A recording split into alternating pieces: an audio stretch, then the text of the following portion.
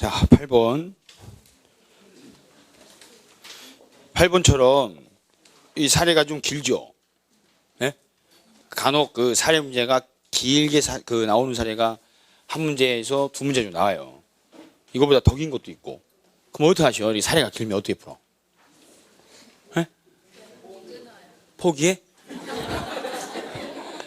사례가 길 때는요, 해결 방법이 정해졌어. 대부분 수험생들은 문제부터 읽어. 문제를 읽을 필요가 없어요. 사례가 길 때는 틀린 거 고르래잖아요.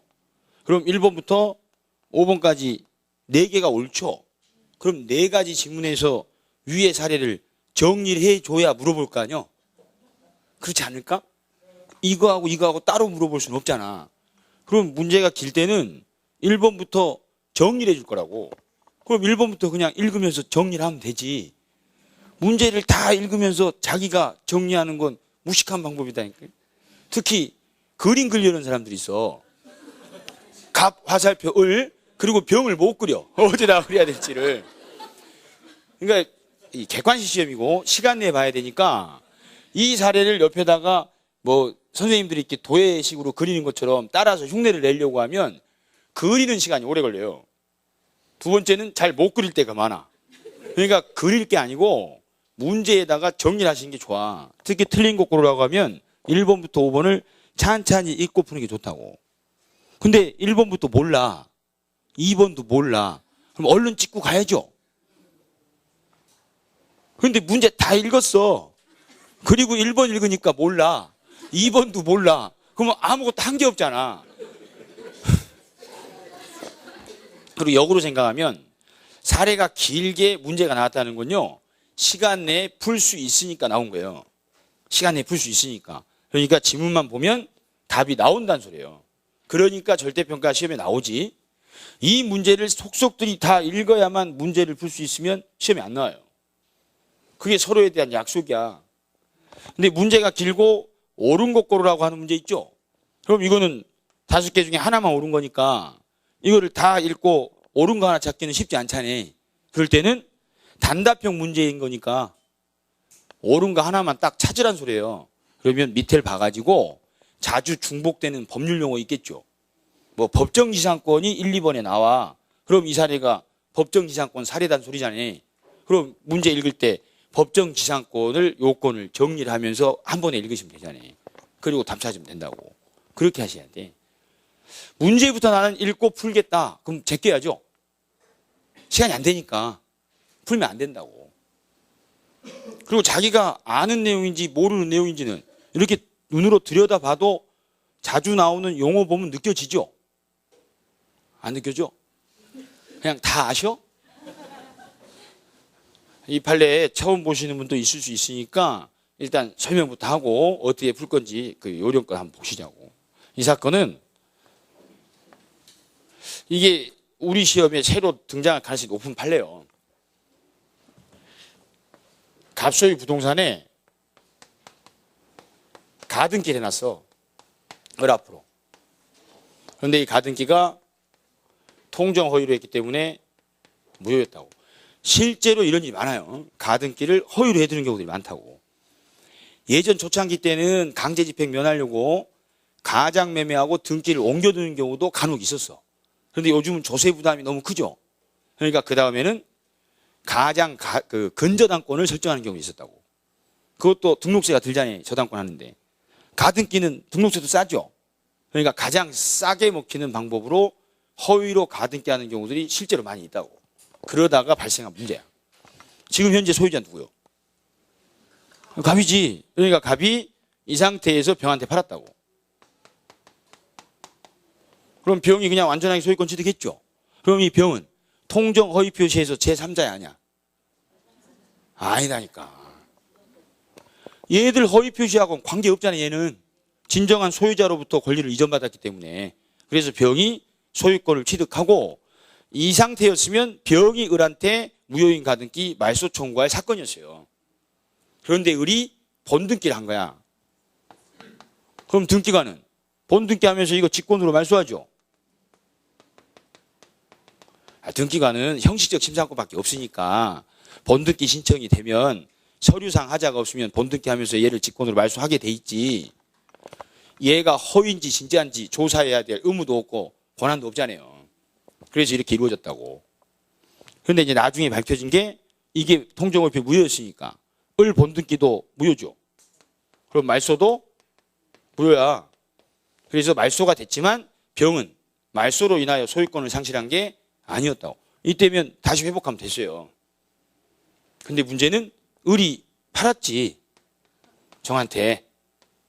그리고 정은 이들 간의 무효인 걸 당연히 몰랐지. 그래서 소송은 병이 정을 상대로 한 거라고. 병이 정을 상대로 병이 허위 표시에서 무효, 본등기 무효, 등기도 말소 잘못된 거다. 그러니까 내가 소유자고 너는 소유자도 아닌 사람한테 권리 이전 받았으니까 등기 공신력이 없기 때문에 정 너도 무효다라고 주장한 거라고. 그러니까 정 측이 그 말 다 맞아. 그런데 무효인 이유가 허위 표시에서 무효죠. 그럼 얘는 허위 표시에 기초해서 새로운 이해관계 맺은 사람이잖아. 그럼 서은이 제3자한테 무효 주장 못 하잖아. 그걸 달리 표현하면 서은이의 제3자 관계에서는 이들 관계는 그냥 유효하게 다뤄져. 그래서 결국 정이 승소한 사건이에요. 그래서 서은이 정이 소유권 취득한다라고. 그럼 병은 말소될 당시에는 소유권 상실한 게 아니었지만 서은이 제3자가 등기하게 되면 얘가 소유권을 취득하는 순간 얘도 이제 권리를 상실한다라고 한 거라고. 그럼 이 사례는 한번 이렇게 딱 들어서 알았잖아요. 그럼 문제 시험에 딱 나왔을 때 전형적인 사례니까 가장 가등기 한 경우라고 시험에 나오잖아요. 그럼 갑과 을이 가장 가등기 했다고 나오겠죠. 그럼 소유자가 누가 되는 거야? 에? 갑과 을이 가장 가등기 한 사례가 나오면 소유자가 누구야? 아니, 둘이 갑으로 끝나는 게 아니고 병정 나올 거 아니요. 누구겠어? 정이겠지, 정. A와 B가 가장 가등기 했다라고 나오면 D. 그럼 중간에 갑과 을이 가장 가등기한 사건이 나오면 이슬이 한 명 나오겠죠. 아니, 잠깐 취득했다가 소멸할 거. 아니, 새벽에 맺혔다가 해 뜨면 사라지는 게 이슬이잖아. 이슬이 하나 나올 거라니까. 이 병이. 그리고 제4의 인물이 서은이라서 소유권 취득하는 사건이 나올 거 아니에요. 그렇게 하고 쭉 따라 풀면 된다니까. 그럼 무는 취득해 못해? 그냥 하지. 무는 악이라도 취득하겠구나. 거기까지 물어보지 않겠냐고. 그러니까 가장 가등기 사건이 나오면 네 번째 인물이 소유자겠구나. 이렇게 하시면 돼. 병은 이슬이고. 자, 이제 문제 안 읽고 1번부터 한번 같이 해보죠. 이제 알았으니까 틀린 거 고르래. 1. 을 명의의 가등기와 그에 기한 본등기는 갑과 을 사이의 통정 허위 표시에 의하여 이루어졌으므로 원인 무효 등기다. 이렇게 나왔죠. 가등기, 본등기, 통정 허위, 무효. 이 자체로 맞는 지문이잖아요. 1번이. 그럼 1번 읽을 때 위에 나온 사례는 갑과 을이 통정 허위로 가등기 했다가 본등기한 사건이구나 라는 거 알게 됐잖아. 그리고 가등기하고 본등기까지 했다고 1번에 나왔죠. 그럼 중간에 명의를 취득했던 자 한 명 더 있겠지. 가등기하고 본등기 사이에 중간 처분된 사람이 나오니까 가등기 문제가 대해서 나오지. 그럼 중간에 병이 나왔을 거 아니에요. 그래서 이번에 병명의, 네가 이슬이구나. 금방 알잖아. 병명의의 이전 등기는 잘못 말소된 거라니까. 그래서 병은 말소 등기로 인해 소유권 상실하지는 않은 거라고. 그리고 이제 3번에 병은 정에게 이렇게 나오죠. 그럼 정이 누군지만 보면 되지. 근데 여기서는 정이 선인지 악인지가 안 써 있잖아. 그럼 위에 문제 가서 정이 선인지 악인지만 얼른 찾아보기만 하면 되는 거예요. 에? 그럼 어디 나와? 5번째 줄에 소유자임을 믿은 정이라고 선이라고 나오잖아요. 그럼 정, 네가 소유자구나 이렇게. 그럼 병은 정에게 읽을 때 정을 뭐라고 읽어야 돼? 그냥 소유자, 뭐 선의 제3자 그런 거 하지 말고 병은 소유자에게 무효 주장할 수 있어 없어? 없어. 그래서 3번에 틀렸잖아요. 4. 갑은 정에게 정 누구야? 소유자. 갑은 정한테 무효 주장할 수 있어 없어? 없잖아요. 5. 만일 정이 다시 무에게 무 취득해 못해. 그냥 하지. 정이 누군데? 정 소유자. 그럼 무는 그냥 취득하지. 악이라도 취득할 거 아니에요. 그럼 금방 풀잖아요. 정신이 없어요? 그렇게 하면 된다. 객관식은 시험이 움직이는 요령이 다 있기 때문에 그대로 푸시면 돼. 그대로. 이걸 뭐 그려서 풀려고, 이걸 그렸다. 그럼 풀지 말아야 돼. 그릴 시간이면 시험 끝나버려. 외워 이제. 가장 가등기 사안이 나오면 네 번째 인물이 선의의 제3자로서 소유권 취득할 거야. 그 후에 있는 애는 선악불문하고 취득할 테고. 그렇게 하시면 돼. 자, 9번 의사표시 틀린 것은 1번에 의사표시고, 자, 1번에서 제일 중요한 단어 한번 찾아보세요. 여러분 시험을 볼 때 1번 어디에다 표시하고 푸나? 1번 사기야. 사기. 착오하고 사기하고 시험에 나왔을 때 거기다 표시를 하고 가셔야 돼. 착오를 이유로 취소하려면 중요 부분 착오라 해줘. 그런데 사기를 이유로 취소하는 데 있어서는 중요 부분이든 동기 착오든 상관이 없잖아. 그런데 이런 걸 급하게 푸시는 분들이 시험에선 사기를 물었는데 여기다 표시 안 하고 갔다가 뒤에 가서 착오를 일으켜가지고 착오로 풀어서 틀린단 말이에요. 그런 경우가 많아. 그리고 여러분들 모의고사나 동영 모의고사 쭉 보셨잖아요. 자기가 이렇게 봤던 시험을 복기를 해보면 되짚어 생각하면 1번 지문을 대충 읽는 경우가 많죠. 1번에 답 있는 거 많이 틀리시잖아. 그게 공인중개사 수험생들만 그래요. 이거 생각을 달리 해야 되거든. 1번에 답이 몇 개가 나와? 40문제 중에 1번에 답 나오는 문제가 몇 문제요? 8개 나와야지. 오지선다인데 40문제잖아. 그럼 5, 8, 40 아냐? 계산 안 해봤어요? 8개 나오지. 2번에 답 몇 개 나와? 8개 나오지. 5번은 답 몇 개 나와? 8개 나오지. 그럼 1번이나 2번에서 정확히 답을 찾으면 땡큐죠. 그 밑에 안 읽어도 되니까 시간 벌었잖아. 그런데 그렇게 안 푸시잖아. 중개사 수험생분들은 그렇게 안 풀어. 1번에 답 나왔어. 불안해. 5번까지 가봐야만 해. 그래서 시간을 다 버려. 그런데 더 문제는 1번에 답을 썼다가 5번까지 갔는데 호랭이 한 마리 또 나와. 비슷한 놈 하나 나와. 그래서 또 뭐요? 이놈도 답인 것 같고 이놈도 답인 것 같아. 그래서 둘이 왔다 갔다 하다가 답을 바꿔. 그래서 틀려. 그래서 답 바꿔서 틀린 기억이 있어가지고 안 바꿔봤어. 그랬더니 또 틀려. 그러니까 벌집을 스스로 건드린 거죠. 그래서 표시하는 게 중요해. 그리고 1번이나 2번 지문을 신중하게 보셔야 돼. 그런데 중개사 수험생분들은 그걸 역으로 풀어요. 1, 2번을 심리적으로 빨리 봐. 그리고는 꼭 5번까지 들여다보고 나서 답이 나와야 안심하고 1, 2번에 빤한 게 답이 나오면 불안해. 자기를 못 믿어. 그래서 꼭 5번까지 갔다 와. 무슨 100m 수영선수랑 똑같아. 일단 50m 갔다가 다시 꼭 턴을 해야만 직성이 풀려. 그러니까 60번까지는 2번 읽고 풀고 61번부터 70번까지는 한 번 빨리 읽고 풀고 71번부터 80번까지는 손가락으로 짚어가면서 풀잖아. 막 손가락 끼고 넘겨가면서. 그러니까 앞에 균형이 안 맞죠. 이걸 역지사실 하셔야 돼. 시험이기 때문에 1, 2번에 빤한 답을 16개를 다 줄 수는 없고요. 보통 10개 정도를 준다고. 나머지 6개는 되게 어려워요. 그러니까 얘들은 1, 2번의 답이 애매하기 때문에 5번까지 갔다 와야만 맞출 수 있는 것들. 다 틀려도 괜찮아. 10개 맞으면 되잖아. 16개 중에 10개 맞으면 수석해. 그럼 왜 빤한 거 1년 내내 보고 들어서 뻔히 아는 지문을 1, 2번에 답을 줘요. 왜? 그래야 시간 조절해서 다른 문제를 풀 수 있잖아. 그게 서로에 대한 약속이야. 그런데 중개사 수험생분들은 막연하게 왠지 1, 2번에 답이 나오면 불안해. 꼭 5번까지 가봐야만 직성이 풀려. 그러다가 또 호랭이 만나. 그래서 갈등하는 경우가 생겨. 그러니까 1번부터 신중하게 표시하고 정확하게 정리한 대로 답이 나오면 밑에를 읽으시면 안 돼. 읽지 말라고 낸 문제인데요. 중개사 수험생들은 밑에를 읽어요.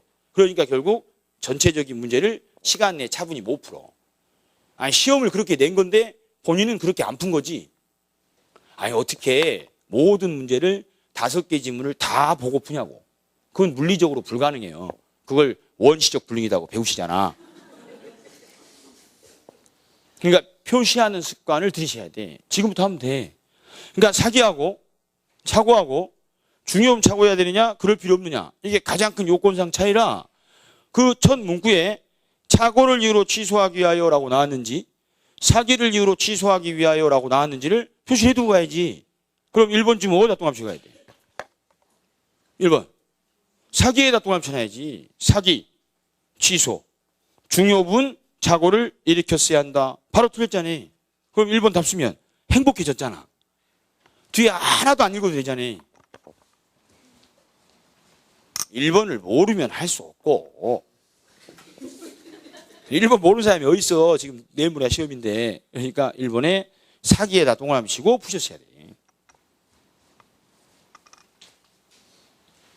네, 나머지 지문은 기본 지문이니까 확인하시고. 자, 10번 의사표시 틀린 것은 거기 4번하고 5번하고 같이 묶으셔가지고요. 거기다 표시고. 사기강박에서 제일 중요한 게 제3자 사기강박이죠.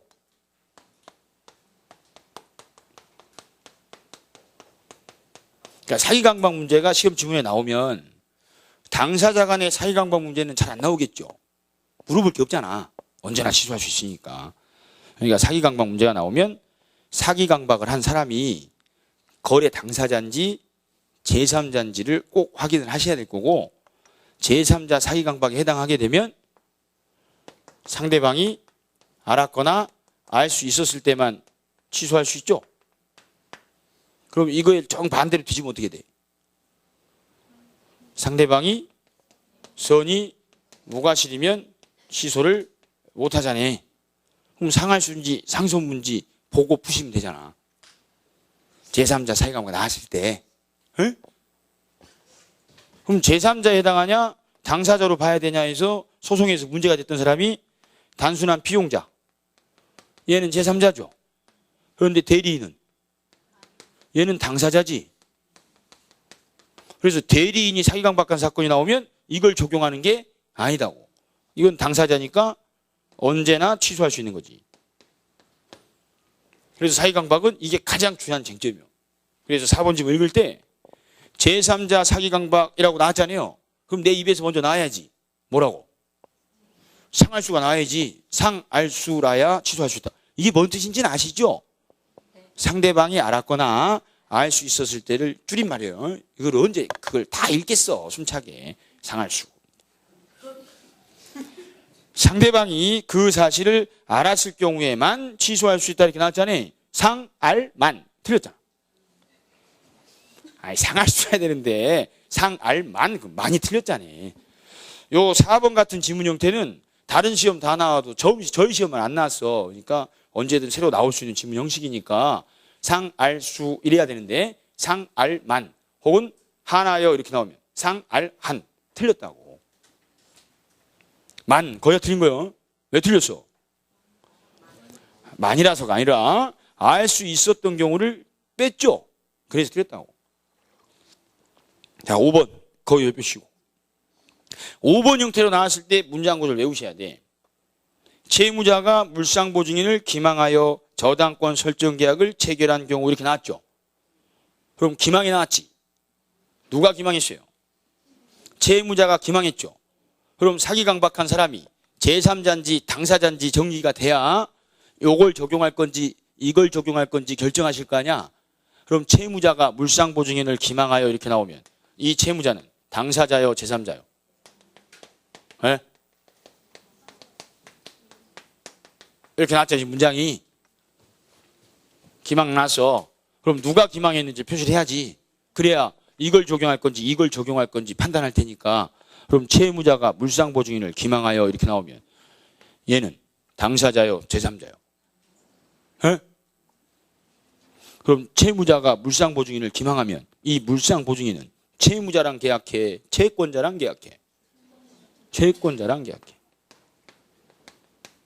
아, 얘네 둘이 저당권 설정 계약하는 거 아니에요? 그럼 얘는 당사자야 아니야? 아니잖아. 그럼 제3자지. 그러니까 이런 문제들은 준비가 안 된 상태로 시험장에서 그냥 느낌대로 읽어버리면 여러분은 채무자를 당사자라고 생각해. 그리고는 당사자 사기로 풀 수가 있다니까. 제3자지. 5번에 채무자가 기망하여 이렇게 나오면 제3자 사기 이렇게 읽을 수 있게 문장 구조를 외우시라고. 그럼 상할수냐 상선무냐에 따라 달라지겠죠. 몰수상보증인은 채권자가 선의 무과실이라면 상선무 취소할 수 있어 없어? 없지. 상대방이 선의 무과실이면 취소할 수는 없다고. 선의 무과실 취소 없다 이렇게 동하시면 돼. 그러니까 5번은 뒤에가 중요한 게 아니라 채무자가 물상보증인을 기망하여 이 문장을 보고 채무자가 제3자지 당사자 아니다고. 제3자. 대리인이 기망하여 이렇게 나오면요. 그럼 당사자지. 언제나 취소 이렇게 하고 풀어야 되고 피용자 나오면 상할수 하고 풀어야 되고 채무자가 물상보증인을 기망하여 그러면 상할수, 상선무 이렇게 하고 풀어야지. 제3자. 네, 4번, 5번 주의하시고 자 11번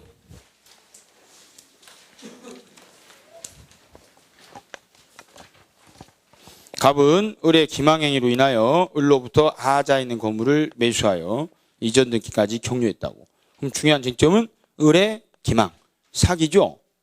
그 다음 하자, 그럼 담보 책임 나올 테고 매수하고 등기했죠. 그럼 소유자 누구야? 어? 갑이자네. 등기했으니까 취소하면 소유자 누구야? 을이지. 말소 등기 없어서 소유권 회복하니까. 자, 그래서 2번에 달표시고 요 2번 지문은 답 찾아가는 길목에 태클 거는 거예요.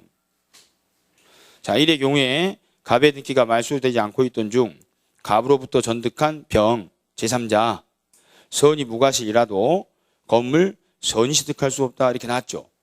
지금 사건이 사기를 이유로 취소한 사건이 나왔죠. 그런데 제3자가 선의 무과실이라고 나왔잖아요. 그럼 얘 소유권 취득해 못해요.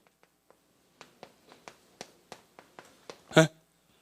사기를 이유로 취소했을 때 제3자 선이면 소유권 취득하죠. 선의 취득할 수 있어 없어요? 에? 선의 취득해 못해. 못하지. 왜? 선의 취득이라는 제도는 동산에만 적용되지 부동산은 적용 안 되잖아. 그럼 2번에서 물어본 건 소유권 취득하냐를 물었어요? 선의 취득하냐를 물었어. 거기 선의 취득이라고 나왔죠? 그럼 선의 취득이 나오면 물건만 보면 되지 동산인지 부동산인지. 물건이 뭐야? 건물이죠. 그럼 건물 선의 취득 할 수 있어 없어? 없다고. 소유권 취득해 못해. 한다고. 소유권 취득은 해. 단 이게 선의 취득이라고 하는 게 아니라 선의의 제3자 보호 규정에 의해서 보호가 되는 거지 선의 취득하는 게 아니다고. 그러니까 시험 문장에 선의 취득은 시험에 잘 안 나와요. 그런데 부동산 관계가 주된 시험 범위니까 시험 지문에 토지나 건물을 선의 취득할 수 있냐 없냐 이 문장은 자주 섞여 나와. 사례 문제에. 그러면 선의 취득이 나오면 물건만 보면 돼. 동산 선의 취득할 수 있는가는 시험에 나올 가능성이 없어요. 부동산은 선의 취득 절대 안 된다를 대입하시면 돼요. 그러니까 2번은 옳은 사안이에요. 건물 선의 취득 없다 이렇게. 그리고 5번을 살피시고 갑이 취소의 효과로 부당이득 반환 청구권을 행사한 후 이렇게 나왔죠. 그럼 갑이 취소를 해가지고 부당이득 반환을 다 받으면 손해 있어 없어요? 없지. 그러니까 부당이득 반환을 받은 이후에는 별도로 또 불법행위를 이유로 손해배상 청구할 수는 없다고. 중첩적 행사는 안 된다고. 5번도 아직 저희 시험에는 안 나온 판례니까 기억하시라고. 그러니까 5번 판례가 정리가 된 사람들은 부당이득 반환 청구권을 행사한 후 애도를 보는 순간 틀린 줄 알아요. 에? 후 애는 이렇게 나오면 맞아가는 거고 애도 그러면 뭐 또 할 수 있다고 나오려고 준비하고 있잖아. 알았어. 그런 말 안 할게. 그래서 중첩적 행사는 안 된다. 그게 취지요. 5번이 답. 12번. 갑은 을의 범죄 사실을 고발하겠다고 을을 협박했고 을은 이를 무마하기 위해 자신 소유 토지를 갑에게 증여하기로 하였다. 그럼 사례 두 줄밖에 안 되니까 여기서 정리하실 건 을을 협박. 협박이 뭐요? 강박. 그리고 갑에게 증여. 이게 이들 둘이 한 거죠. 갑이 을을 협박해가지고 을이 갑한테 증여하기로 한 사건이 나왔잖아요. 그러니까 사례를 읽었으면 정리를 해야지. 사례 읽었으면 정리를 하라고. 주어진 쟁점을. 을을 협박했다. 그리고 갑에게 증여하기로 했다. 이렇게. 그럼 강박 나오면 강박과 관계된 쟁점이 크게 세 가지가 있다고.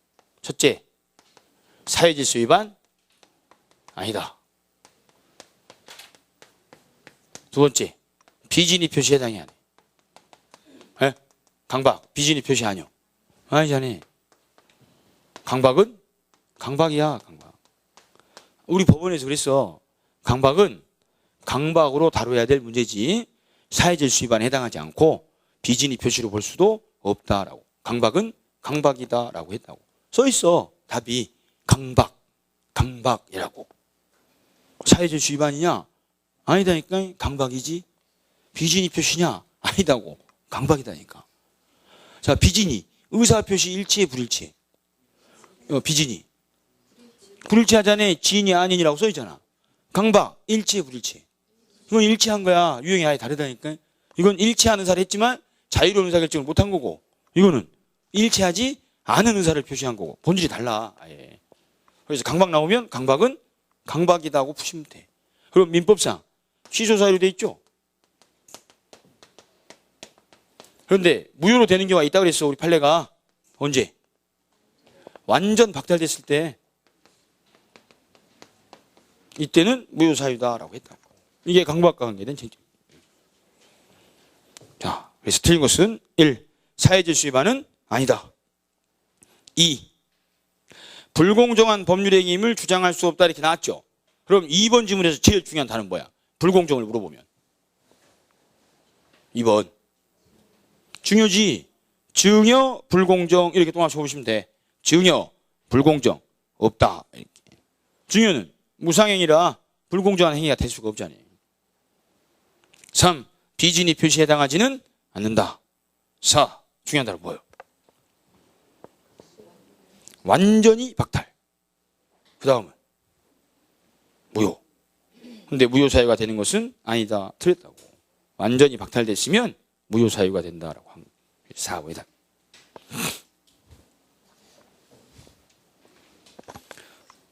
이거 세 가지 외우면 돼. 강박 나오면 그냥 강박으로 풀면 된다니까. 객관식은 다 써 있어요. 답이 지문에 써 있어. 써 있다니까. 아니 이거 모든 지문을 다 하면 한 20시간 해야 돼. 그럴 수는 없잖아.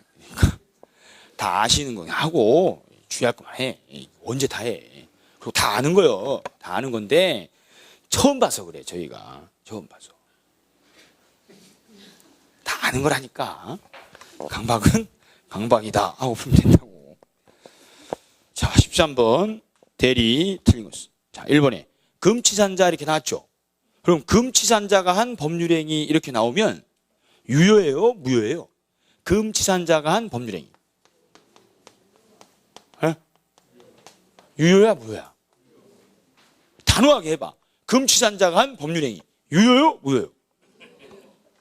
그럼 행위무능력자야? 의사무능력자야? 어디 써 있어? 의사무능력이라고. 그냥 행위무능력자예요. 아, 의사무능력자는 의사무능력이라고 써 있어야지. 금치산자는 행위무능력자야. 이자가 단독으로 한 법률행위는 유효다니까? 단 취소 사유가 있는 거지. 정확히 하셔야 돼. 얘가 아무리 상태가 안 좋아도 행위무능력자라니까. 일단 효력은 발생해. 그러니까 금치산자도 의사능력만 있으면 대리인이 될 수 있잖아요. 어차피 자기가 책임질 행위는 아니니까. 그래서 얘가 대리 행위를 했어. 그럼 취소권은 발생할 수가 없잖아요. 왜? 무능력자도 대리인이 될 수 있으니까. 그래서 1번에 금치산자 의사능력이 있으면 임의대리인 될 수 있다라고. 그러니까 금치산자가 한 법률행위는 일단 유효하고 취소사유. 의사 무능력자가 한 법률행위는 무효사유고. 그리고 의사 무능력이라고 나와야 의사 무능력자요. 아니 써 있는 대로 하시는 게 제일 좋다니까. 있는 대로. 그러니까 시험보다 이러신 분들이 있어. 지문을 읽다가 한 3번쯤 읽는데 내용을 잘 모르겠어. 그럼 천정을 본다 이렇게? 가장 잘못된 자세요. 아니 여길 봐야지. 아니 왜 여기 써 있는 데서 찾아야지 천정에서 찾아. 고민한다 이거지 하고. 제 동영 모의고사를 학원에서 볼 때 중간중간에 제가 돌아다니거든요. 이렇게 잘 푸나 이렇게 한 번씩 골목골목 다녀. 그러면 그런 분들이 있어. 쭉 있더니 고개를 싹 들어. 그래서 고개를 뭐 들으셔? 그럼 다시 싹 내려. 아니 여기서 찾아야지. 그럼 얘가 나한테 물어본 게 뭔지 모르면 서술어를 질문형으로 바꾸면 돼. 끝에 나온 서술어를 질문 형태로 바꿔 읽으면 질문이 나와. 그거에 대해서 생각하고 답을 할 생각을 해야지. 왜 천정을 보냐고. 써있잖아. 금치산자라고 써있지. 의사무능력자라고 안 써있잖아. 얘는 행위무능력자다니까. 그냥 유효사유. 취소할 수 있는 취소. 그러니까 얘도 대리인은 될 수 있어. 의사능력만 있으면. 행위무능력자도 대리인 될 수 있잖아요. 2. 본인을 대리하여 계약을 체결할 권한을 수여받은 대리인은 이렇게 나왔죠. 그럼 이 대리인이 뭘 할 수 있냐고 물어보려고 하잖아. 그럼 얘한테 주어진 권한에다 표시를 해야죠. 어디다 표시해야 돼? 체결할 권한. 계약 체결할 권한을 수여받은 대리인은 이렇게 나왔으니까. 그럼 계약 해지할 권한은 있을 수가 없지. 왜? 계약 체결하라고 했으니까.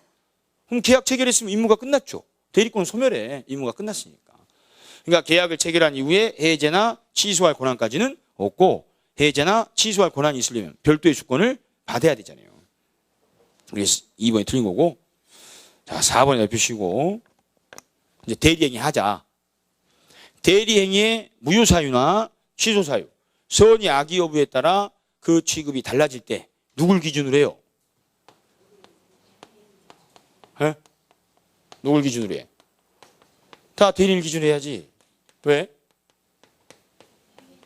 대리행위는 대리인이 하니까 당연히 대리인을 기준으로 해야지. 이 하자에 대한 효과는 누구한테 기속해? 본인한테 기속하지.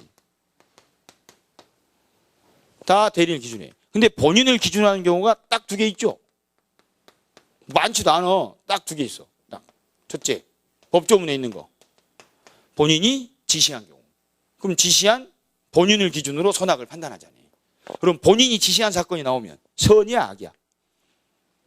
그냥 100% 악이야. 아니 본인이 지시했으면 알고 지시했는데 대리인 몰랐을 때 어떻게 되냐가 문제되지. 본인이 모르고 지시했다. 말이 안 되잖아. 그 다음 2번째. 불공정한 법률행위 공박. 지시 공박은 본인. 나머지는 다 대리인. 그래서 대리행위 하자 부분에서 누굴 기준으로 할 것인지를 판단할 때는 지시 공박만 본인. 나머지 것들은 전부 다 대리인만을 기준으로 하시면 된다고. 그럼 4번 읽을 때 대리인이 사기나 강박을 당하지 않는 한 이렇게 나왔죠. 그럼 거기서 끝났죠. 대리인이 당하지 않았대잖아. 그럼 뒤에는 본인이 당했다고 나올 거 아니야? 읽을 필요 없잖아요. 대리인이 사기나 강박을 당하지 않는 한 거기까지 읽고 취소 사유 있어 없어요? 그냥 없지. 그럼 끝에 가서 취소할 수 없다라고 돼 있나만 확인하시면 되겠죠. 근데 여러분은 다 읽죠. 본인이 사기나 강박을 당했다고 다 읽잖아. 넌 당했니? 하고 또 거기가 커 보이면 또 틀리잖아. 여기는 원래 학원이 침묵 일변도로 이렇게 1년 내내 수업을 하나 봐. 에? 웃어본 적도 없고 누가 질문하면 답도 안 하고 그냥 예배당 분위기로다가 각 잡고 딱 앉아서 신성한 학원에서 어떻게 웃어? 심각해야지. 수험생은 심각해야죠. 진중하고 심각하고. 아니 행복하게 살자고 공부를 시작했는데 왜 공부하는 과정은 그렇게 심각하고 괴로워? 아니 행복 추구하려고 공부 시작하셨잖아. 남들 바캉스 갈 때 공부하려고 해서 행복을 추구하기 위해서 시작한 이 공부 아니요. 그런데 어떻게 공부하는 과정은 그렇게 괴롭고 힘들어? 에? 볼살은 다 빠지고 뱃살로 이사 간 거야? 아니, 이 시험은 내용을 많이 알아서 합격하는 시험이 아니고 성격 순서대로 합격해요. 성격. 밝고 긍정적인 사고 하시는 분들이 주로 합격해. 60점 딱 맞고. 꼼꼼한 성격들, 예민한 성격들, 모의고사 8, 90점 나와봐야 그날 그 점수 안 나와. 왜? 경욱이 멀거든. 경욱이 뭐라? 양쪽으로 떨어가지고 덜덜덜덜덜 하다가 뒷사람까지 같이 떨어버려. 그래서 제일 안 좋고 재수없게 걸린 사람이 앞에 사람은 경운기 몰아, 뒷사람은 다리 떨어. 시험 못 봐, 가운데 있는 사람은. 그냥 아는 거 골라서 즐겁게 풀면 돼요. 그런데 강박관념을 가지고 시험을 보니까 능력 발휘가 안 되시는 거야. 공부도 마찬가지요. 독서실에 앉아가지고 집중. 한자로 써놓은 사람도 있다. 독서실에 집중. 필승. 그리고 띠도 눌러 이렇게. 귀마개 하고 칸막이. 마분지 큰 거 사가지고 겁내 크게 해놔. 그리고 옆 사람이 지나가다 스치면 인상 팍 써. 그게 집중이 안 된다는 소리야. 그냥 설거지하다가 공부할 수 있거든. 이렇게 찢게 찍어놓고 하다 보면 접시 3번 닦고 해야 집중이 된 거지. 드라마 보다가도 가정부 나오면 드라마 전개에 영향이 없으니까 책 보면 되거든. 근데 그런 식의 공부는 안 하고 맨날 각 잡고 무게 잡아서 공부하니까 1년 내내 해도 진 적이 없는 거예요. 지금부터라도 남은 열흘 남짓 즐겁게 해. 그냥 모르는 대로 가면 되지 뭘. 하는 데까지 하나라도 하고 가요. 하는 데. 방법만 바꿔. 처음 1번 지문부터 표시하고 물어본 거에 대해서 답을 하라고. 읽지 말고 답을 해야 된다니까. 여러분들은 대부분 시험을 봐야 되는데 문제를 읽어. 자기가 한번 재평가를 해보면 돼. 내가 시험을 보는 사람인지 문제를 읽고만 있는 사람인지. 뭘 물어보는지를 모르겠으면 마지막 문장을 질문 형태로 읽어보면 돼. 그리고 지금부터라도 자기가 정확하게 정리돼서 알고 있는 내용들을 처음부터 끝까지 통으로 다 읽고 하지 말고 첫 문구부터 정리를 해가다가 결론이 나면 거기서 결론을 써놓고 읽으세요. 그게 훨씬 빠르고 정확해. 그래야 걔들이 낚싯밥 준 거에 안 물려. 걔들은 워낙 문장력이 좋아가지고 앞에 전반부에서 결론이 난사인데 결론 내질 않고 중간 문장, 마지막 문장 읽어가면 앞에 한 줄 잊어버린 상태로 쏙 빨려 들어가서 틀려요. 다시는 못 돌아가. 한 번 놓친 건 다시는 못 잡는다니까. 그러니까 처음부터 천천히 신중하게 표시하고 결론이 날 때까지는 읽다가 결론 나면 그때 달리시면 돼. 본인이 지시에 따라 문구 나오면 그냥 악의 하고 푸시면 돼. 어차피 본인은 알고 지시했고 대리인은 전혀 몰랐다고 누워있어. 당연한 거야 이건. 더 이상 응용된 지문이 나올 수가 없어. 대리에서 불공정행위 나왔어. 그럼 궁방만 본인이라고 돼 있는지만 확인하면 돼. 나머지는 다 대리인을 기준으로 할 테니까. 취소를 누가 하냐? 취소권은 본인한테 속하는 거니까 본인이 취소할 수 있는 거지 대리인이 취소권 당연히 행사할 수 있는 건 아니다고. 특별주권을 받아야지. 그래서 대리인이 하자는 대리인을 기준으로 하고 지시 궁방만 조심하면 돼. 그래서 4번 지문 읽을 때 대리인이 사기나 강박을 당하지 않는 한 거기서 끝나셔야 돼. 대리인이 당하지 않았으니까 아예 취소 사유 없다 하고 확인을 해야 돼. 중간에 읽을 필요가 없어. 14번 갑의 임의대리인 을이 병과 부동산 매매 계약했다 이렇게 나왔죠. 대리 사례가 이렇게 짧게 나왔을 때는 사람을 정리하는 게 좋아. 그러면 대리인만 표시하시면 돼요. 임의대리인 을 이렇게. 갑을 병 다 표시할 필요가 없잖아. 왼쪽에 있는 갑은 본인일 테고 오른쪽에 있는 병은 상대방일 테니까. 대리인 을. 옳은 거 고르래. 자, 1. 을이 매매대금을 횡령할 생각으로 이렇게 나왔죠. 이런 것들은 문장을 외워두시는 게 좋아. 대리인이 돈 들고 튈 생각으로 대리행위 하죠. 이러한 사안을 뭐라 그래?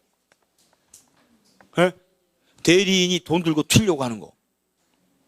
대리권 남용이라고 그러잖아요. 그럼 대리권 남용 나오면 뭘 적용해서 해결해요? 비진이. 아니 대리권 남용하고 비진이하고 세트잖아. 대리권 남용, 비진이 표시로 해결해. 그럼 원칙 뭐야? 유효죠. 무효이려면 상할수라야 무효지. 그럼 대리권 남용 사안이 나오면 시험에서 원칙을 물어볼 것 같아요? 요 무효인 예외를 물어볼 것 같아? 에? 여기를 물어보는 거야. 여길 뭐로 물어봐. 여기 물어보면 다 알아. 틀리는 데는 여기를 틀리지 여긴 안 틀려. 수험생이 돈 들고 틀려고 하잖아. 그럼 대부분은 본인을 불쌍하게 생각해. 그래서 원칙 무효다 이렇게 틀리게 물어보는 거예요. 상대방이 알았거나 알 수 있었대. 그때는 무효래. 그럼 수험생들 다 안심하고 풀기 때문에 안 틀려. 그러니까 물어보는 부분이 정해졌다니까. 대리권 남용 나오면 주로 원칙을 물어봐. 원칙, 본인한테 책임이 있느냐라고. 있어 없어? 있다니까. 자기가 대리권 줘가지고 그 사람이 행위를 한 거니까 그 대리행위에 대해서는 본인이 책임을 져야 돼. 돈 들고 튄 건 자기가 잡으러 다녀야지. 자기가. 일단 강원랜드부터 가서 서 있어야지. 거기 갔다 오면 없거든. 대리권 남용 사안은 원칙상 본인이 책임을 져야 돼. 남용은 둘이 해결할 문제인 것이지 상대방한테 책임 전가하면 안 된다고. 근데 특이하게도 상대방도 남용 사실을 알았거나 알 수 있다면 그걸 본인이 입증을 해야죠. 그때 안에서 책임을 안 진다고. 그러니까 1번은 대금 횡령할 생각으로 여기까지 보고 남용. 그 다음은 원칙. 그리고 원칙 동그라미 딱 치면서 자기 입으로 뭐라고 해야 돼요? 유효라고 하셔야 되는 거야. 원칙, 유효라고. 병응합한테 이행 청구 할 수 있어 없어? 에? 유효, 이행 청구 할 수 있어 없어? 있다. 이렇게 하나씩 하나씩 대입해서 확인을 하시라고. 자, 2. 중요한 데 찾아봐요. 2번. 에? 지시. 갑이 알고 지시. 그럼 거기서 끝났잖아. 책임 물을 수 있어 없어? 없지. 알았으니까. 3번은 불공정. 그럼 궁박 본인하고 빨리 가서 확인해야죠. 궁박 점부터 틀렸지. 유머도 알아들어야 통하는 건데 아니 대리에서 불공정한 일이 나오면 궁박하고 경솔무범이 일단 따로 나와야 뭘 누군지라 또 확인할 거 아니야. 그런데 궁박 점 찍히는 순간 틀렸잖아요. 거기가. 점이 틀린 거 몰라요? 점 뒤에 뭐 딸려 나오면 틀렸잖아. 궁박, 경솔부터 틀렸잖아요. 그냥. 나란히 나오면 틀렸잖아요. 4. 거기 몇 표시고 의리병에게 사기를 행한 경우 이렇게 나왔죠. 그럼 대리인이 상대방을 사기쳤지. 그럼 본인이 사기치나 대리인이 사기치나 상대방은 당사자한테 당한 거 똑같죠. 그럼 여기까지 읽고 언제나라고 써놓고 풀어야 돼. 언제나. 대리인이 상대방을 사기강박한 게 나오면 언제나 취소라고. 갑, 그 사실을 전혀 몰랐다 하더라도 병은 취소할 수 있다. 언제나 취소. 그래서 4번이 시험에 자주 나오는 사안이다. 5. 의리 무능력자인 경우. 그럼 대리인이 무능력자죠. 그럼 무능력자였을 때 나오는 쟁점이 일단 대리행위는 취소 사유 아니다. 무권 대리에서 나오면 무권 대리 책임 발생 안 한다. 그게 무능력자와 관계된 쟁점입니다. 15번. 복대리 옳은 것은. 복대리는 언제나 임의대리인이다. 그럼 마저 틀려요. 네? 복대리는 언제나 임의대리인이다. 맞지? 언제나 의심하면 안 돼요. 복대리는 제목에 써 있죠. 얘는 이름 자체에 써 있어. 저는 임의대리인이에요 라고. 어디에 써 있어? 복자에 써 있잖아. 복자가 대리인이 선임했다는 뜻이잖아요. 저 복자가 선임했잖아. 그러니까 언제나 임의대리인이지. 대리인이죠. 그럼 누구의 대리인이야? 본인의 대리인이지. 이제 여기를 틀리게 제일 많이 물어볼 때 대리인이 선임한 이 사이에다가 불순물을 껴넣죠. 누구 이름으로 선임했다라고. 누구 이름으로 선임해?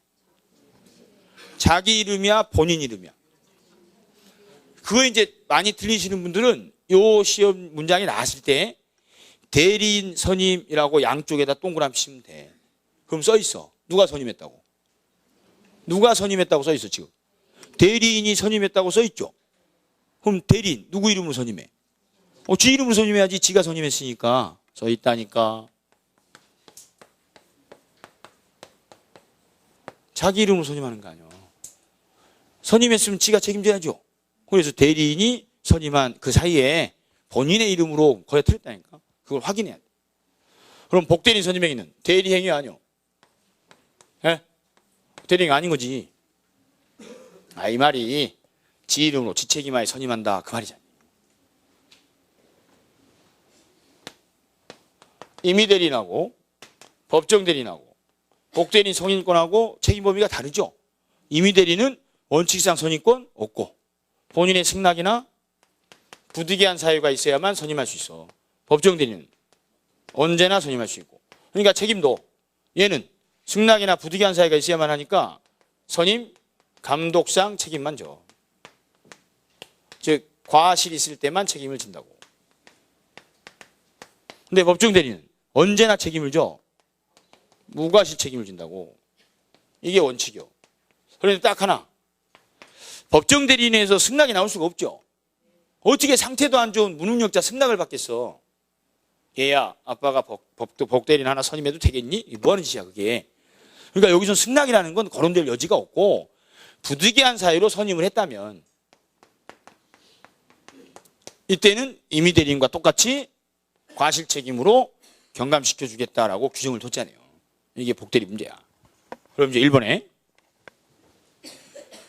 법정대리인에 의해 선임된 복대리인은 법정대리인이다. 얘가 나를 뭘로 보고 선임, 복 두 글자에서 임의대리인하고 암시를 하고 있죠. 그러니까 법정 거야 틀렸고. 2번 복대리인은 대리인이 본인의 이름으로 선임한 이렇게 나왔죠. 그럼 끝까지 읽지 말고 선임한에서 딱 끊어놓고 선임까지 일단 옳게 된 날을 보고 가시라고. 그럼 대리인이 선임한 이렇게 양쪽에다 동그라미 쳐놓으시면 그 가운데에 들어있는 문구가 옳은지를 봐야죠. 본인 이름 거야 틀렸다고. 누구 이름 선임해? 자기 이름 선임해야지. 대리인 지가 선임했으니까. 그리고 뒤에 본인의 대리인이다. 여긴 맞다고. 그러니까 이런 식으로 문제를 안 풀면 앞에 선임한 이 부분까지 틀리게 냈을 때 여길 발견을 못 하셨을 때 뒤에 본인의 대리인이다까지 읽는 순간 앞에를 돌아갈 수가 없어요. 그렇게 해서 틀리게 돼 있어. 그러니까 복대리 문제가 나왔을 때 개념을 물어보면 선임까지 일단 옳게 돼 있나를 확인하고 거기까지 옳거든 다음을 보라고. 여기서 틀려버리면 뒤에 읽을 필요가 없어지잖아요. 그러니까 대리인이 선임한 거기다 표시하고 본인의 이름으로 거기다 짝대기 딱 그시면 돼. 3. 부득이한 사유로 복대리를 선임한 때 부득이하다 동그라미 쳐놔야죠. 그럼 임의대리나 법정대리나 둘 다 책임은 같지. 선임 감독상 책임만 지면 되니까. 그래서 3번이 옳은 사안이고. 4. 복대리인이 제3자와 계약을 체결하는 경우 본인 이름 이외에 대리인의 이름도 현명해야 된다. 현명하다가 날 새겠죠. 본인의 이름만 현명하면 돼. 본인의 대리인이니까. 그 다음 5번에 얇히시고 5번은 문장 구조를 외우시는 게 좋아요. 복대리인에다가 동그라미 딱 치시고 표현대리에다가 동그라미 딱 치시고 시험에 복대리가 나오고 표현대리 나오면 있다 하고 푸시면 돼. 복대리에 기초하여 표현대리가 성립할 수 있냐 없냐 이렇게 물어보는 판례 사항이 두 가지가 나온다고. 그런데 이거를 그냥 쭉 자기가 해석해가지고 읽으면요 성립 안 할 것 같아요. 그래서 틀릴 수 있으니까 복대리 나오고 표현들이 나오면 그냥 요 두 문구만 보고 있다 하고 그냥 푸셔. 없다 그러면 그냥 짝대기 커. 이게 더 안전해. 자세히 읽고 생각했다가 틀리는 것보다 복대리, 표현대리 두 단어 나오면 있다 하고 푸는 게 더 안전하다고. 왜냐하면 지금 요 5번에 나온 것처럼 대리인 자기도 대리권이 소멸해놓고 복대리인 선임했어. 그럼 얘도 권한 없죠. 그래도 대리권 소멸 후에 표현대리는 성립할 수 있다라고 했고 임의대리인이 지 마음대로 복대리인 선임했어. 그럼 얘도 권한 없죠. 그런데 한술 더 떠서 주어진 권한을 넘어서까지 했어. 그래도 권한을 넣은 표현대리는 성립할 수 있다라고 하거든. 그러니까 복대리 나오고 표현들이 나오면 있다 하고 푸는 게 오히려 낫다고. 다 읽고 해석하면 시간은 시간대로 허비하고 자기 생각 들어가면 틀리게 돼 있어요. 16번. 무권대리 틀린 것은. 무권대리에서 제목에 일단 써 있는 대로 무권이 무슨 뜻이요? 예? 무권. 대리권 없이지. 대리, 이거 무슨 뜻이야? 현명했어, 안 했어? 예? 현명했다는 뜻이지. 그러니까 본인 이름으로 된 계약이라야 무권대리지. 지 이름으로 했으면 그건 무권리자가 한 행위죠. 현명했어. 그리고 이 대리행위는 유효요건 갖췄어, 못 갖췄어? 예? 이 대리행위, 법률행위, 유효요건 갖춘 거예요, 못 갖춘 거예요? 갖춘 거지. 그러니까 무권대리란 완전히 유효한 대리용권을 갖췄지만 대리할 권한이 없는 자가 했기 때문에 본인한테 효력 없는 거라고. 그럼 본인이 나중에라 또 추인, 효력을 인정해주면 언제부터 효력이 있어요? 행위 시부터 효력이 발생하는 게 원칙이라고. 다른 의사가 없는 한. 그럼 왜 소급표가 인정되는 거야? 행위 자체는 처음부터 유효권을 갖춘 행위니까 권한 없는 자가 해서 본인한테 효력이 없는 것뿐이지 사후에라도 본인이 그 효력을 인정해주게 되면 행위 자체는 처음부터 효력 요건을 갖춘 행위니까 다른 의사가 없는 한 처음부터 계약 시부터 소급해서 효력이 있는 걸로 다뤄지는 거라고. 이게 무권대리라고. 그러니까 무권대리가 되려면 일단 이 법률행위 자체는 완전히 유효한 유효요건을 갖춘 경우라야 하고 대리권이 없었다라는 것을 제외하고는 아무런 하자가 없는 행위라야 무권대리지. 행위 자체가 다른 규정에 의해서 무효로 확정나면 이건 무권대리 문제가 아닌 거죠. 그건 무효행위 문제가 됩니다. 자, 1번에 날펴시고 가장 쉬운 질문이에요. 1번이. 본인의 추인은 이렇게 나왔죠. 그럼 추인. 다른 의사표시가 없을 때에는 그때부터 효력이 생긴다 이렇게 나왔잖아요. 민법 시험 문제를 풀 때 항상 옳은지 틀린지 판단해야 될 부분 중에 하나가 시점. 언제부터 효력이 부여되는지 그 문장은 옳은지 틀린지 꼭 판단하셔야 돼. 그럼 추인하면 언제부터 효력이 있어요? 소급해서 계약 시부터. 그런데 그때부터 그야 틀리잖아요. 여기서 그가 뭐야? 그 추인. 왜 그가 추인을 말하는 거야? 혹시 몰라서 그런 거지. 앞에 추인하고 나왔죠. 앞에 추인은 이렇게 나왔잖아요. 시험 지문에 나온 그란 앞에 있는 용어를 지시하는 단어잖아요. 그런데 이것도 혼자 해석해가지고 자기는 그때가 계약한 때라고 생각했대. 있어요. 여러분들 중에 시험 문제 풀다가 답 안 나오면 기가 막히게 해석해요. 여기서 자기는 그때를 계약한 때를 의미하는 걸로 생각했대. 그런 뜻이 아니다니까. 그라는 표현은 앞에 나온 법률 용어를 지시하는 거야. 그러니까 추인은 그때부터 그러면 그는 추인한 때부터 거기가 틀렸다니까. 추인한 때부터가 아니라 소급해서 계약 시부터 효력이 있는 거라고. 그래서 그때부터 거기다 짝대기 해야 돼. 17번. 갑이 대리권 없이 을의 대리인으로서 이렇게 나왔죠. 그럼 대리인 누구예요? 대리인. 갑이지 갑. 갑, 대리인 이렇게 통합시라고.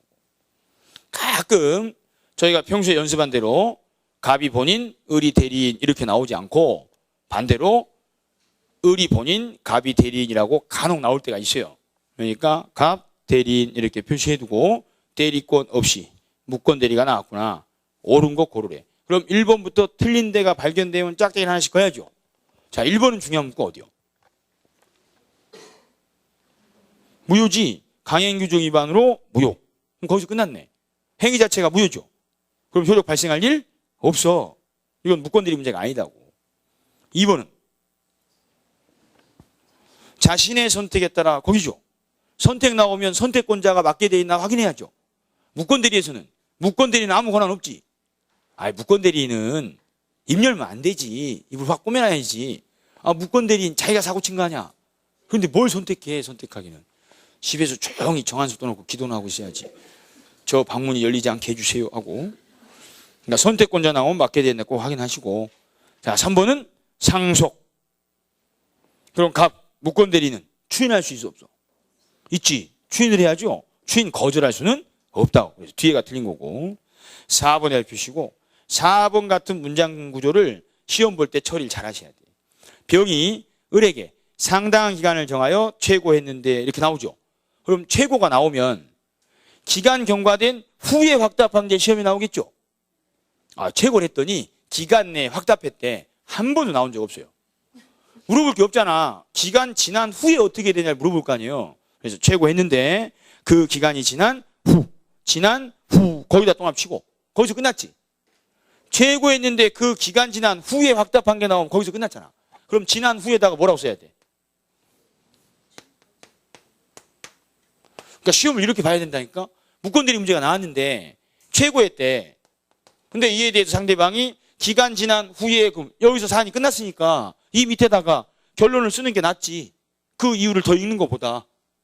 그럼 기간 지난 후 이렇게 나오면 뭐라고 써야 돼? 거절. 근데 뭐 거절까지 쓸 필요 없이 그냥 무효 이렇게 쓰면 되죠. 무효로 확정 났잖아. 병에게 추인 통보한 경우 아무 의미 없잖아. 기간 지나는 순간 무효로 확정 났으니까. 그럼 마지막 문장이 무효라고 돼 있나만 확인하면 되죠. 그럼 마지막에 뭐라고 돼 있어? 없다만 보시면 안 돼. 내가 그럴 줄 알았어. 무효 사안이 나왔을 때 저희가 시험 보다가 실수하는 경우가 그 경우야. 두 가지 형식으로 물어요. 이행 청구할 수 있냐 없냐 이렇게 물어볼 때가 있고 이행 거절할 수 있냐 없냐 이렇게 물어볼 때가 있다고. 근데 수험생들은 이것조차도 확인을 안 하고 있다 없다만 보고 풀었다가 실수하는 경우가 또 생겨. 아니 이 시험은 어려운 문제를 맞춰서 합격하는 시험이 아니고 아는 거를 최대한 실수를 안 해야 합격한다니까. 근데 우리는 실수를 많이 해요. 왜냐하면 여러분들이 전문 수험생이 아니라 일반인이잖아. 일반인. 시험장을 몇 년씩 가보신 분들은 없잖아. 다른 그 시험을 준비하는 수험생들은 매년 상대평가니까 그 남들하고 경쟁할 만한 실력이 될 때까지는 그냥 연습 삼아 1년 공부하고 가서 봐보고 또 1년 공부하고 가서 봐본다고. 그래서 걔들은 남들하고 경쟁할 정도가 되려면 최하 3년에서 5년은 숙련이 돼야 남들하고 경쟁을 해서 이길 수가 있다니까. 근데 우리는 남하고 경쟁하는 시험이 아니라 절대평가 아니에요. 그러니까 처음부터 무슨 기초부터 닦는 것도 아니고 4학년으로 입학해가지고 4학년을 냅다 외우고 배우잖아. 그리고 시험을 뭐 이렇게 계속 봐본 것도 아니고. 그러니까 시험 보는 요령이라는 게 없을 수밖에 없어. 수능 세대들 빼고 우린 대부분 비수능 세대잖아요. 수능 세대들은 오지선다 시험을 봐보고 컴퓨터용으로 이렇게 옮긴 것도 연습을 해봤지만 수능 시험 그 세대가 아니신 분들은 끼케야 사지선다 받고 답안지를 컴퓨터용으로 옮겨본 적도 없는 분들이에요. 그러니까 요령이 없어. 그러니까 시험 볼 때 어느 정도 요령껏 풀어주셔야 돼. 그 자세 자체를.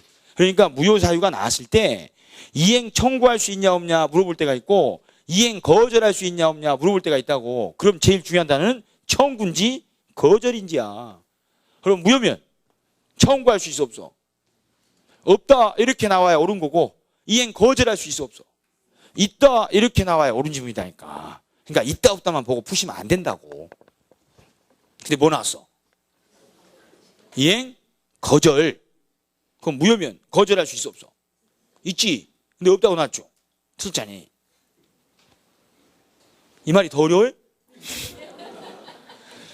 그럼 이게 순간 잘 안 되시는 분들도 있어요. 청구인지 거절인지 막 오락가락 해가지고. 그분들은 시험장에선 2번을 하셔야지. 이런 문장을 2번 하셔야 되는 거야. 실수하기 쉬운 걸. 무효니까 거절 나오면 거절할 수 있는 거고 무효니까 청구 나오면 청구할 수는 없는 거지. 이렇게 2번을 하라고. 그래야 실수 안 할 거 아니야. 급하게 풀 게 아니라. 아니 절대평가 시험은 나한테 걸린 문제를 놓치시면 안 돼. 그런데 대부분 그 수험생분들이 잘못 푸는 사람들 중에 일단 빨리 풀려고 그래. 자기가 알겠다 싶은 걸 빨리 푸시려고 그래. 그래서 왜 그렇게 빨리 풀어요? 그랬더니 그래야 한 문제를 더 푼대. 됐어. 그러니까 빨리 푼 것도 틀려, 더 푼 것도 틀려. 그래서 둘 다 틀리잖아. 둘 중에 하나 맞으면 되니까 자기가 알겠다 싶은 거를 천천히 풀어서 틀리질 말아야 돼. 그리고 그 다음 문제는 안 풀어도 돼. 60점 맞기 쉬워. 60점을 맞으려면 하나 맞고 하나 틀리고 하나 맞고 하나 틀리고를 계속 반복하다가 어느 순간에 4개만 한번 나란히 딱 맞아주면 돼. 그럼 딱 60점 맞아. 그러니까 중간중간에 모르는 거 한 문제씩은 틀려도 괜찮고 안 풀어도 괜찮은 거예요. 매달릴 필요가 없는 거야. 그 대신 내가 분명히 정리된 주제, 무건대리 이런 건 다 기본적으로 다 정리하거든. 그럼 무건대리 문제가 나왔을 때는 아무리 어렵게 나와 있어도 몇 분이 걸리더라도 무조건 답을 내야 돼요. 눈에다 눈에서 광선이 나가야 된다니까. 빨리 풀고 다음 거 풀어야지 하는 순간 실수할 소지가 있다니까. 천천히 풀어야 돼. 아니, 잡힌 고기부터 잘 챙겨야지. 응? 잡힌 고기부터 잘 챙겨야 돼. 습관만 고치시면 돼. 습관만. 그래서 4번은 거절이 제일 중요한 단어예요. 거절. 그 다음 5번. 병은 갑이 행위 능력자인 경우에 하나여 갑에게 무건대인의 책임을 물을 수 있다. 이렇게 물었죠. 질문이. 그럼 얘가 물어본 건 무건대인의 책임이 발생하려면 능력자의 하나냐 이렇게 물어봤죠. 그럼 능력자 하나여 이렇게 동합치고 그 하나여가 옳은지 틀린지를 판단하려면 이거에 대한 정반대적인 지문을 생각하시면 되잖아요. 그럼 정반대로 뒤집어봐. 그럼 무능력자가 정반대로 뒤집어진 거지. 그럼 무능력자는 책임이 있어 없어? 없죠. 그럼 다시 뒤집어봐. 그럼 책임 발생하려면 능력자라 해야지. 그래서 옳은 거라니까 5번이. 아니 이 지구상에는 딱 두 부류의 사람이 있어. 행위 무능력자와 행위 능력자. 근데 얘들은 상태가 안 좋으니까 책임 발생 안 하도록 면책 규정을 뒀잖아요. 그러니까 능력자나 책임을 부과하겠다라고 한 거 아니야. 그러니까 무건대인의 책임은 무능력자는 면책을 시키고 능력자만 책임을 부과하겠다라고 법 규정을 둔 거잖아요. 그거를 행위 무능자는 책임 없다는 알아. 능력자에 한해서 책임진다는 몰라. 그 말이 안 되잖아요. 홍길동이는 알아. 길동 홍 몰라. 손바닥만 뒤집어 보면 되는데 그래서 한번 뒤집어 보시라고 합니다. 10분 쉬었다가 18번부터 하시죠.